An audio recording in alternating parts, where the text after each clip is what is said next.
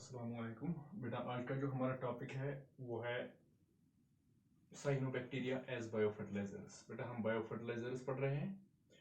पहला हमने पढ़ा बेटा bacteria as biofertilizers, microphos as biofertilizers, azolla as biofertilizer. Now cyanobacteria as biofertilizer. बेटा आपको पता है cyanobacteria also called as blue green alga. Usually they are present in water, ये वाटर में होते हैं। बेटा इसके लिए एक टेक्निक या प्रिपरेशन है हमारे लिए। प्रिपरेशन में क्या, हमें एक टैंक बनानी पड़ती है। इसको हम ऐसी जगह पे बनाना है इस टैंक को जहां पे सफिशिएंट सनलाइट अवेलेबल हो। Tank, either the tank should be of cement and bricks, cement या ब्रिक्स की बनानी है आपको ये टैंक, और गैल्वेनाइज्ड आयरन की बनानी है। और it is filled with water. इस टैंक को हमें फिल करना है किससे? वाटर से फिल करना है।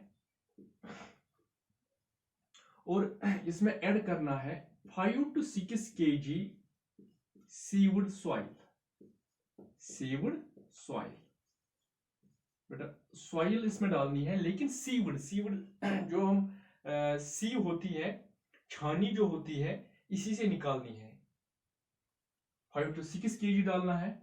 और क्या, 250 grams of sodium molybdate,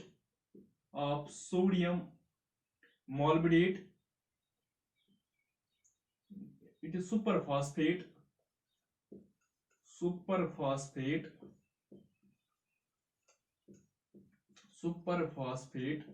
and 2 grams of sodium molybdate।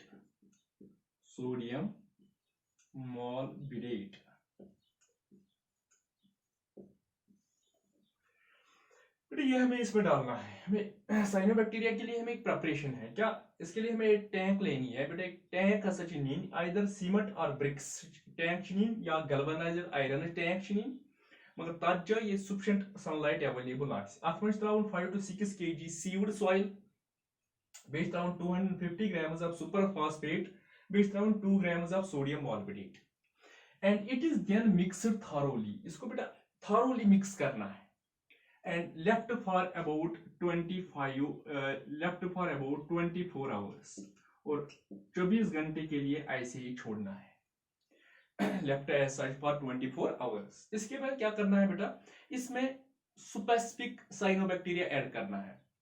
Cyanobacteria इसमें ऐड करना है, कोई ब्लू-ग्रीन एल्गी इसमें डालना है।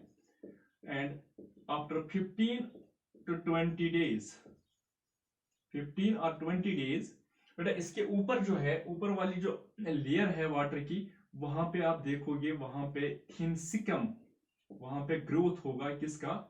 साइनोबैक्टीरिया का। जब ये साइनोबैक्टीरिया का ग्रोथ होगा, इसको हम कलेक्ट करेंगे और अपने फील्ड में ऐड करेंगे। लेकिन उस फील्ड में ऐड करना है जहां हमें क्रॉप के लिए वाटर जरूरी है, दैट इज पैडी के लिए। पैडी में हम इसको इस्तेमाल कर सकते हैं। बहुत सारे साइनोबैक्टीरिया बेटा हैं जिनको हम इस्तेमाल कर सकते हैं एज बायोफर्टिलाइजर। फॉर एग्जाम्पल बेटा नॉस्टॉक है, nostoc, anabaena, एलोसिरा, टॉलिफोथ्रिकिस,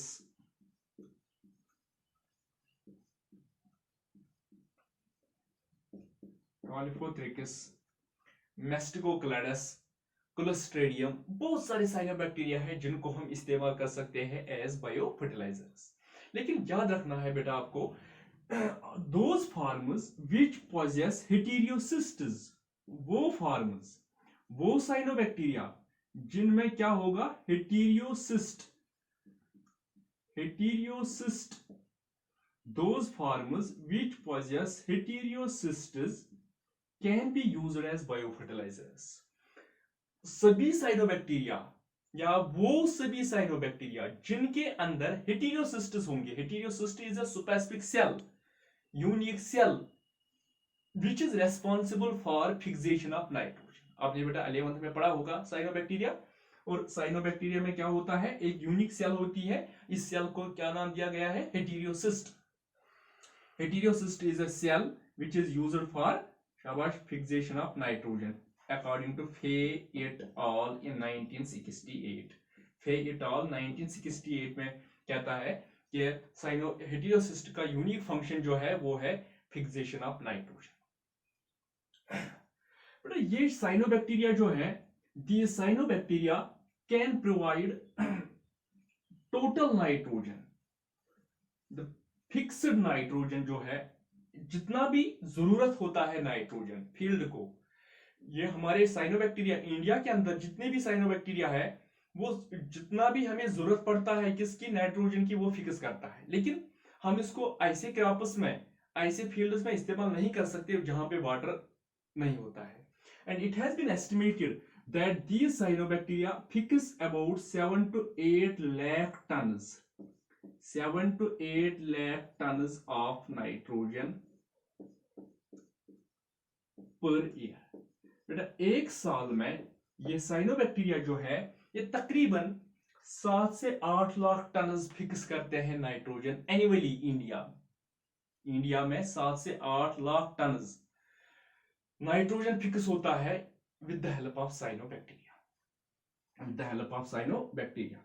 and they fix about 20 to 30 kg 20 to 30 kg of nitrogen per hectare। बेटा पर हेक्टेयर पे वो 20 से 30 kg नाइट्रोजन फिक्स करता है।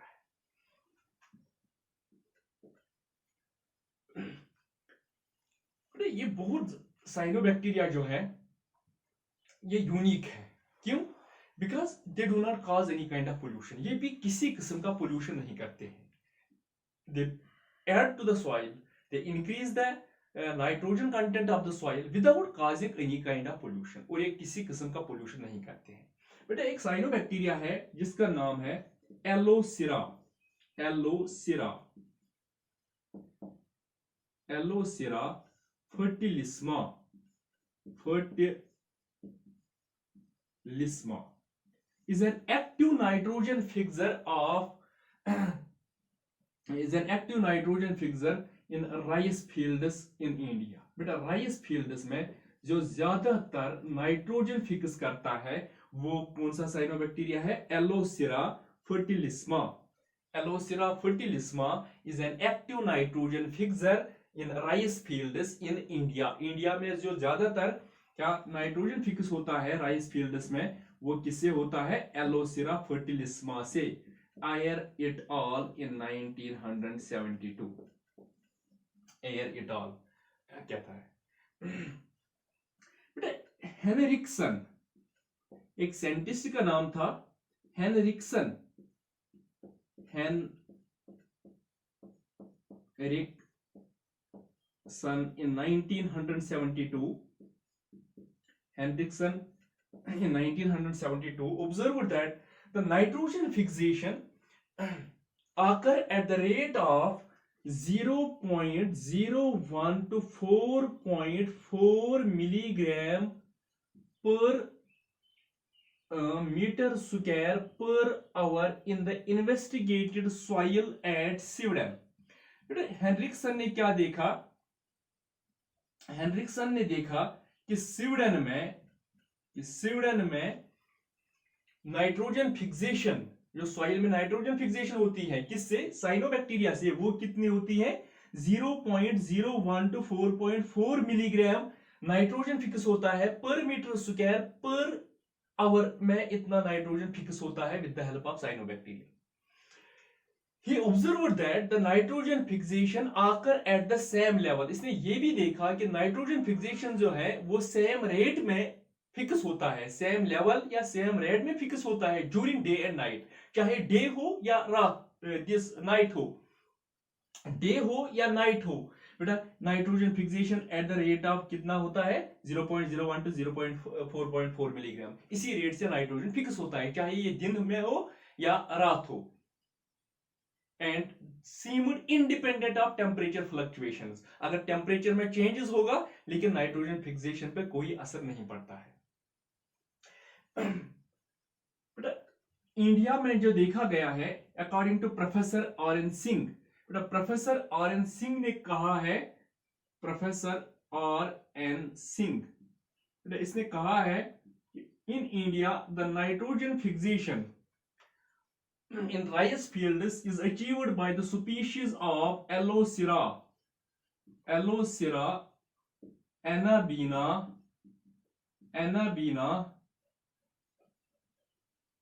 and Tolypothrix.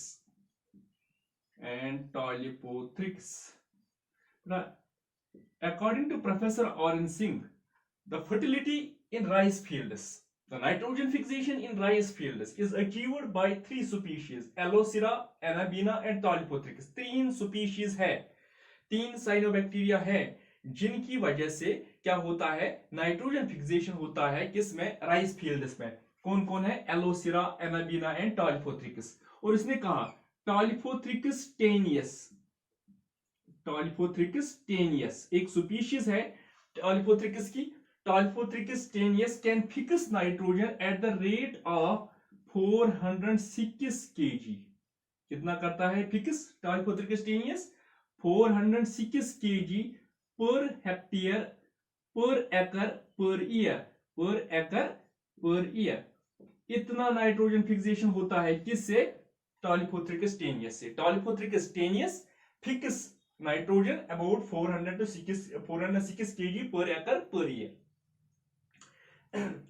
बिसाइड्स बेटा इसके अलावा ये देखा गया है, ये जो साइनोबैक्टीरिया के साथ साथ अगर बैक्टीरिया भी प्रेजेंट होंगे, द बैक्टीरिया सिक्रीट केमिकल्स।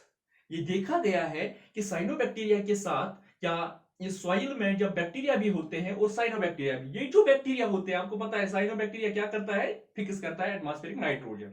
और जो बैक्टीरिया होता है दे सिक्रीट सम केमिकल्स, कुछ केमिकल्स सिक्रीट करते हैं bacteria which increase the nitrogen fixation capacity, जिससे नाइट्रोजन फिक्सेशन इंक्रीज होती है। एंड एंटीबायोटिक्स, और बहुत सारे एंटीबायोटिक्स भी डेवलप होते हैं। और इससे बेटा कंफर्म होता है बट इन 1961 बट ने क्या देखा था, बट ने इन 1961 इसने देखा कि नाइट्रोजन फिक्सेशन या ग्रोथ ऑफ साइनोबैक्टीरिया जो है वो ज्यादा होता है in the presence of some bacteria. जब कुछ बैक्टीरिया होते हैं साथ में, इससे साइनोबैक्टीरिया का ग्रोथ इंक्रीज होता है। ये था बेटा हमारे साइनोबैक्टीरिया। जो साइनोबैक्टीरिया है इसको भी हम वाटर बॉडी से कलेक्ट कर सकते हैं, बहुत सारे साइनोबैक्टीरिया, लेकिन याद रखना है वो सभी साइनोबैक्टीरिया जिनमें क्या होता है, हेटेरोसिस्ट होता है, एक यूनिक सेल होती है, वो हम इस्तेमाल कर सकते हैं एज बायोफर्टिलाइजर। इसको क्या करना है, कलेक्ट करना है किसी वाटर बॉडी से या टैंक बनाना है इसके लिए, फिर कोई साइनोबैक्टीरिया डालना है, इसके बाद इस साइनोबैक्टीरिया को कलेक्ट करना है और इसको किसी वाटर बॉडी में डालना है। और अगर इसमें स्पेशल कैरियर्स भी साथ रखेंगे तो हम इसको 2 से 3 साल के लिए भी क्या कर सकते हैं, प्रिजर्व कर सकते हैं। सूटेबल कैरियर ऐड करने से ये इसकी जो सॉल्युबिलिटी जो स्टोरेबिलिटी जो है इसकी वो बढ़ जाती है। और है बेटा इसके अलावा जो लास्ट वन है जिसको हम इस्तेमाल कर सकते हैं एज बायोफर्टिलाइजर, वो है बेटा माइकोराइजिया, जो आपने सुना होगा माइकोराइजिया एज बायोफर्टिलाइजर। माइकोराइजिया ये ग्रीक वर्ड से निकला है, mykes means fungi and rhizia means root, What is mycorrhiza? The association between fungi,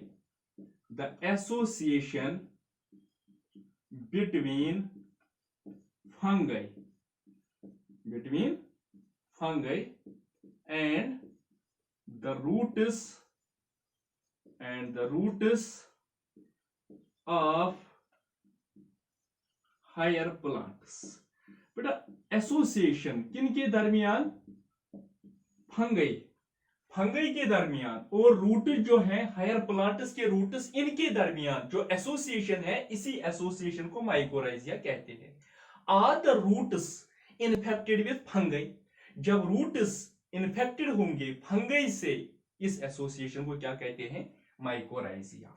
बेटा ये जो टर्म है mycorrhiza, it has been given by Frank in 1888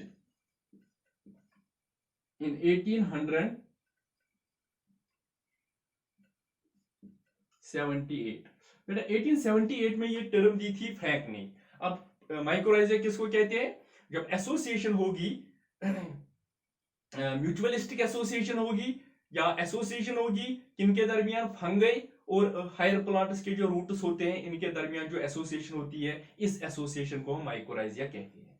बेटा ये अब ये fungus depending upon the residence of fungus, fungus कहां पे है, ये इनसाइड द रूट है या आउटसाइड द रूट है, depending on the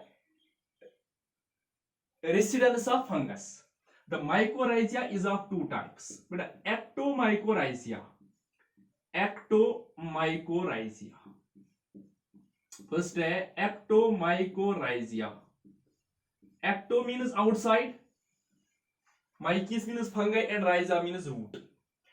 But ectomycorrhiza, इस माइकोराइजिया को कहते हैं, इस एसोसिएशन को कहते हैं जहां पे फंगस ज्यादातर आउटसाइड होगा, on the surface of root, root के सरफेस पे ज्यादा होगा। कौन? फंगस। बेटा ये फंगस है, ये ज्यादातर कहां पे होगा?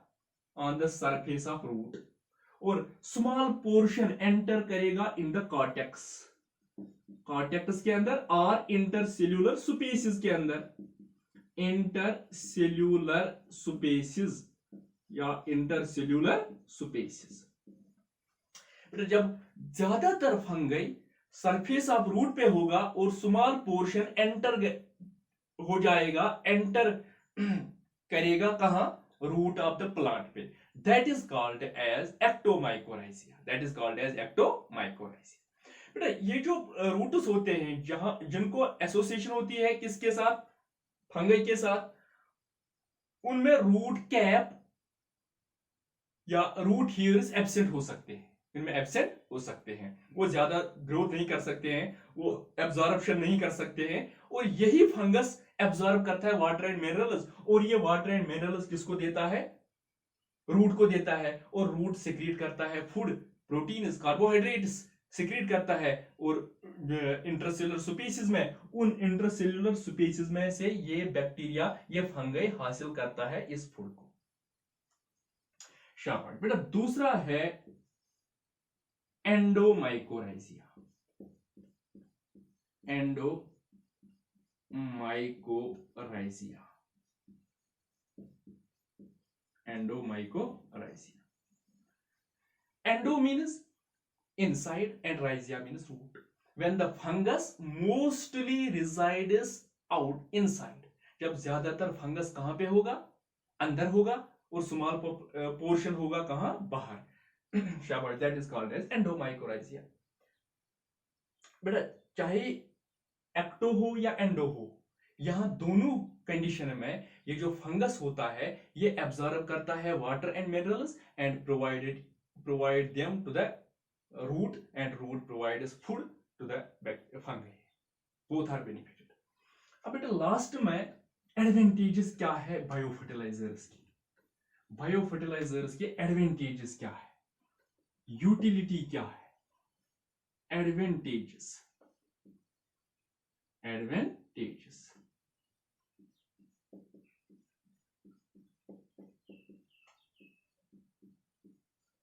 advantages of biofertilizers. First, it's an easy and low cost technique. बेटा ये इजी है, बहुत आसान है। हम कहीं वाटर बॉडी में जाते हैं, वहां से साइनोबैक्टीरिया हासिल करते हैं और इनको अपने फील्ड में डालते हैं। इजी टेक्निक, लो कास्ट, इसमें ज्यादा कास्ट की जरूरत नहीं होती है। जो हम टैंक बनाते हैं इसमें ज्यादा कास्ट जरूरत नहीं होती है, सीमेंट और ब्रिक से बना सकते हैं, इसमें वाटर डालना है और कुछ कंपोनेंट है जो भी मैं बता रहा था, इजीली हम इसको कलेक्ट कर सकते हैं अपने फील्ड के लिए, and can be used by poor farmers, even poor farmers भी इसको इस्तेमाल कर सकते हैं। सेकंड, जो माइक्रोफास है, माइक्रोफास हमने पढ़ा था, या एजोटोबैक्टर जो है, एजोटोबैक्टर एंड माइक्रोफास, बेटा वो इंक्रीज कर सकते हैं 15 to 35% increase in yield, 15 to 35% increase in yield होता है इससे। थर्ड, बेटा ये जो साइनोबैक्टीरिया है, सम साइनोबैक्टीरिया सिक्रीट एंटीबायोटिक्स, वो एंटीबायोटिक्स भी सिक्रीट कर सकते हैं, एंटीबायोटिक्स।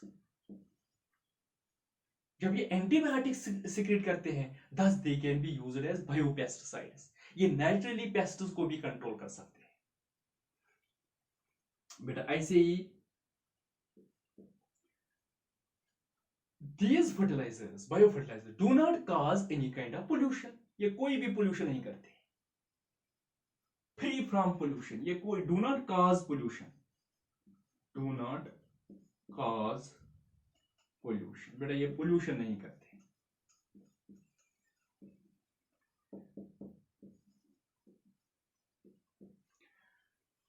बेटा this cyanobacteria besides fixing nitrogen, nitrogen ये फिक्स करते हैं, बिसाइड्स फिक्सिंग नाइट्रोजन, नाइट्रोजन के अलावा they also secrete growth hormones, ये ग्रोथ हार्मोन्स भी सिक्रेट करते हैं, लाइक ऑक्सिनस, खासकर ऑक्सिनस सिक्रेट करते हैं, ऑक्सिनस, इंडोलेस्टिक एसिड, इंडोलब्यूट्रिक एसिड, नेफ्थेलिनेस्टिक एसिड, ये हार्मोन्स भी सिक्रेट करते हैं, जिससे रूट ग्रोथ इंक्रीज होता है।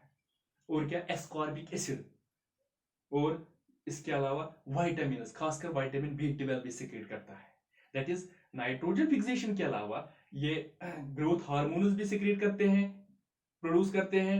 ये ग्रोथ हार्मोन्स के अलावा एस्कॉर्बिक एसिड या विटामिन B12 भी सिक्रेट करता है, और जिससे सीड जर्मिनेशन इंक्रीज होती है, एनहेंस क्रॉप यील्ड होता है, enhance. The biofertilizers increase physicochemical properties of soil, soil की प्रॉपर्टीज इंप्रूव होती है। मिसाल सॉइल स्ट्रक्चर, इसमें इंप्रूवमेंट होती है। Porosity of the soil increase होता है, इसमें ज्यादा पोर्स होते हैं, जिससे ये वाटर रिटेन करता है ज्यादा या एयर रिटेन करता है ज्यादा। Soil structure, soil texture, water holding capacity increase होती है, या कैटायन एक्सचेंज कैपेसिटी इंक्रीज होती है। That is it increases the physiochemical properties of soil, soil की प्रॉपर्टी जो है वो इंक्रीज होता है।